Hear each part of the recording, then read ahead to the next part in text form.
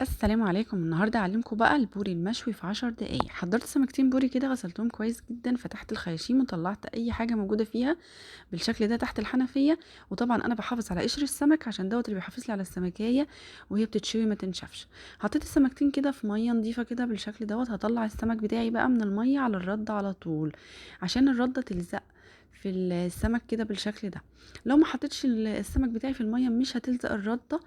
طبعا دي كده الطريقة السهلة للشوي. بطلع السمك بتاعي بقى احطه على سرفيس كده، انا حاطه عليه ورق سلوفان عشان السمك ما يلزقش. طبعا السمك البوري مصدر غني بالكالسيوم واليود والفوسفور والمعادن والاوميجا 3 وفيتامين الف ودال وبي 12، والفيتامينات دي كلها مهمة لصحة العظام والاسنان. هحطه بقى في الفرن يتشوي كده. انا فاتحه الشوايه كده على اعلى درجه حراره من فوق ومن تحت، ولو في الفرن العادي بنفتح الشوايه على اعلى درجه حراره.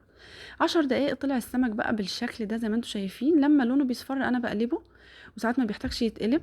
حضرت بقى معلقه من الشطه والكمون والملح، حطيتهم على بعض كده. اول ما السمك يطلع من الفرن وهو سخن هرشها على السمك كده واغطيه عشان يعرق طبعا ويمتص الملح والشطه والكمون بتاعي بالشكل دوت. شايفين؟ سيبته بقى كده 5 دقايق يعرق السمك وياخد من طعم الشطه والملح والكمون، وطلعته بمنتهى السهوله. زي ما انتم شايفين السلوفانه اللي انا حطاها في السرفيز خلت السمك يطلع بسهوله جدا. هزوقه بقى كده بالشبت بالشكل ده كده كده بالمنظر دوت. بيخلي بياخد ريحه الشبت برضو بالشكل دوت كده زي ما انتم شايفين كده. هبدأ بقى كده اشيل قشر السمكية، بتشيل بمنتهى السهولة. السمكية مولعة طبعا سخنة خالص، مش عارفة هشيلها بايدي. هفتحها بالسكينة كده. شايفين القشر بيطلع بمنتهى السهولة، وفص السمك ابيض خالص كأن السمك ده لسه جاي دلوقتي طازة.